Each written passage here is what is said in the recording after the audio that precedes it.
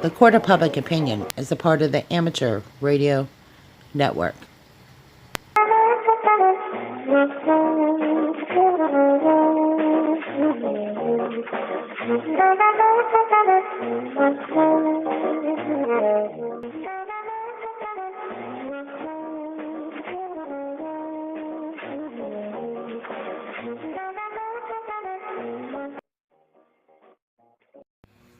Listening to the Court of Public Opinion. You know, we're going to talk about what we call share the outrage, because you could fill in a lot of discussion time there just by sharing the outrage. Let's talk about jobs, how people have gone to work and they've applied for positions, and if you've gotten fired or if you've been let go of a job. You know how many people who have struggled to get that job just to see that somebody's abused that authority? You know, I can pick up, I'm a pretty good person. I can pick up on things, you know. And one thing I can at least give myself, at least I can take credit. I was born into this. This was what I was born to do. I know that. My grandfather was the attorney for the Pittsburgh Police. So I was telling a friend jokingly, but it's true. I'm like the police commissioner. I don't police everybody, but that's just my nature. I mean, that's how I am. Everyone knows that they think they're in trouble every time they see me. It's not that. When we look at what's going on, and I observe, I'm looking out for you. Really, I am. I'm not looking to get you, you're going to go to jail. No, I want people to understand. The reason we observe and the reason we pay attention is for the public safety. We don't do this just to look for somebody to get in trouble. I will say some things that people do get under my skin. And I try not to let it get under my skin. So I don't really respond to that, because the majority of the people I respond to respond positively. Very few, I'd say about 5, maybe 1. I only think I had 1 or 2 really bad responses, believe it or not. We're not policing you guys out there. We want you guys to be safe, but if we don't take these safety measures, if we don't start talking about it in our communities, if we don't start discussing around the dinner table, if you can't even get your kids to sit at the dinner table, this will get them to sit down. Tell them I have something really important to tell you. I need to talk to you about something, and we're going to talk about it every day. We're going to schedule time every day to talk about it, because you got to assess your kids' friends. Some of you send your kids out to slumber parties. I don't know how. I'm just probably maybe overly cautious. I want to know how many of you parents really have downloaded the app and checked out your neighborhood and seen how many pedophiles there are. Probably not many of you. Let's be honest. Life takes over. And I realize this whole topic that has become more public over time is public officials or somebody in a position of authority. Recently, Hubbard, Ohio police or mayor has been charged with raping a 4-year-old girl over a 3-year period of time. That's a mayor. Another case. 2 police officers in, Knoxville Metro Police Department. There was an internal investigation that found that the 2 of these police officers had raped a 16-year-old or had sexual misconduct with a 15-year-old. And before really the investigation had ended, he had already, I don't know what they call that. There's a name for it. And he left his position all the same. Anyway. When you hear about a teacher misconduct, I guess what it is this hurts. This hurts everybody. You think you can never really be that sure. You can never be that protective of your kids. You can't ever be too... I know those concerned parents are probably shaking right now. I know. I've been there. I know what it is to shake at night.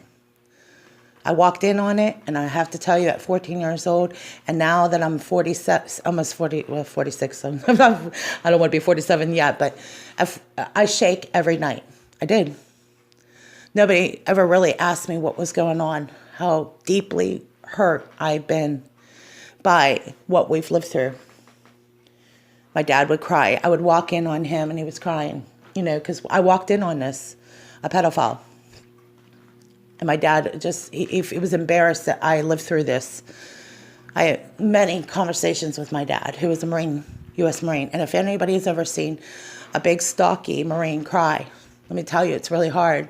I watched Representative Trey Gowdy cry. It's really hard for me to see this. We're broken people. We're not perfect, but we're trying to get this word out to some of you parents. You got to double check. You're going to make our lives a lot easier. I panic at the thought that some of our police officers have to look at these images.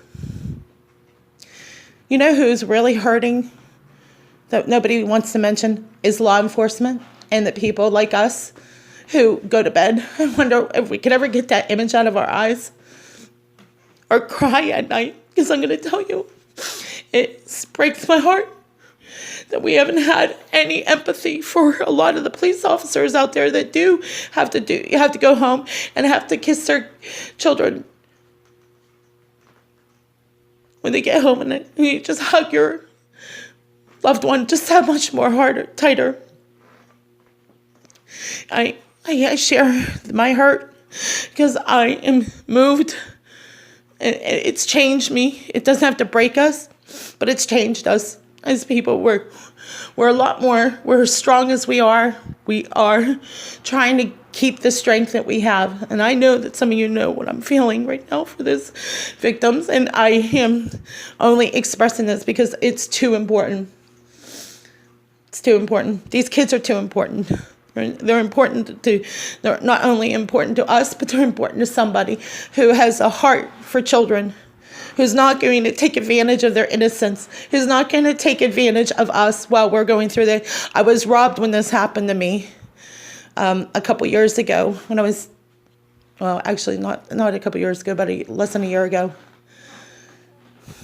I was dealing with, for the first time I ever heard of a real story that really involved child pornography, and I was robbed, and I felt, again, same thing. It was like I was reliving this whole ordeal over again, and all of a sudden this story came up, and it was so stunning how timing is everything.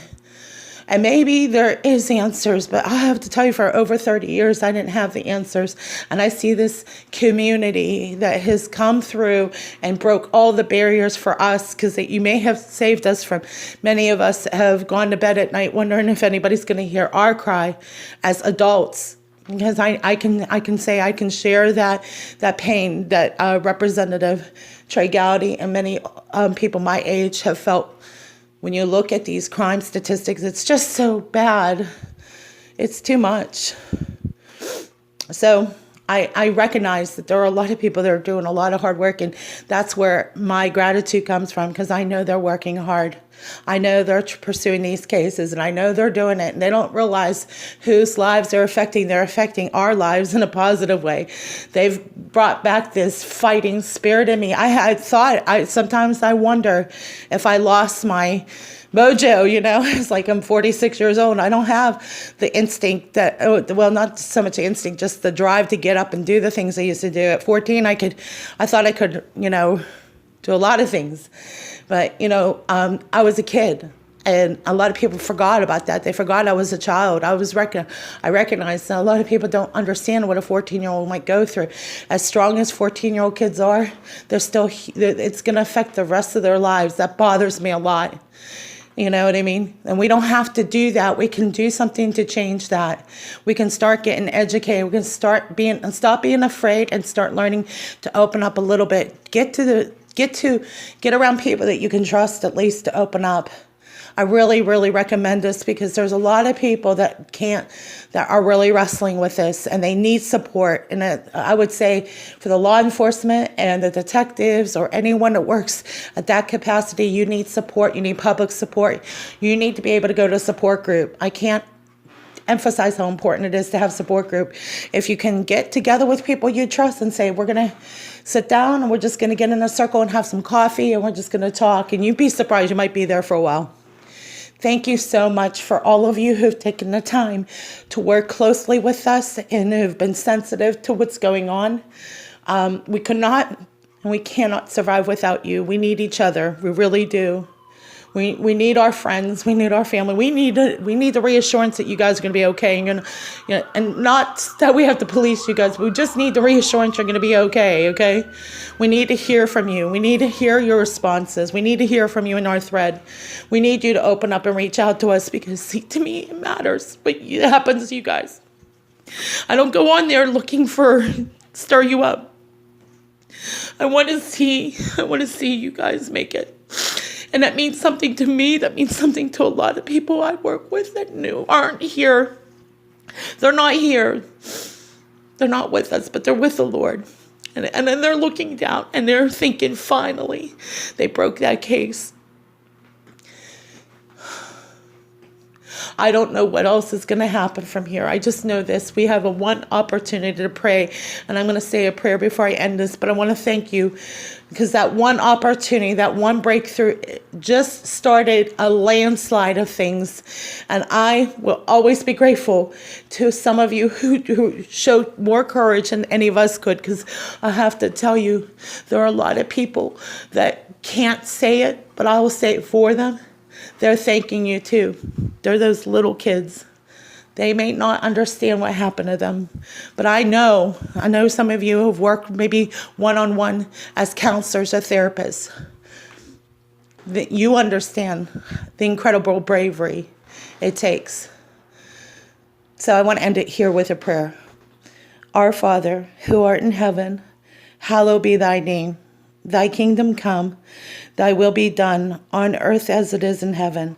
Give us this day our daily bread. Forgive us our trespasses as we forgive those who trespass against us. Lead us not into temptation, but deliver us from evil. For thy is the kingdom and the power and the glory forever. Amen. Thank you for taking the time to also subscribe here to that YouTube channel where I post all my updates. This time that we share is so important, whether it's an online support group or whatever capacity. I try to keep informed. I obviously, it takes a lot out of us, but you know what? We're always ready to go on when we get our energy back. But I really do encourage you all to take some time, get your group together. I will do these support groups. I will open up to you. We can sit around and drink coffee, even if we are online, okay? I'm going to play some nice music and call it a day, but I just thank you for taking the time, the initiative, the time, the concern that you have for one another. That means something.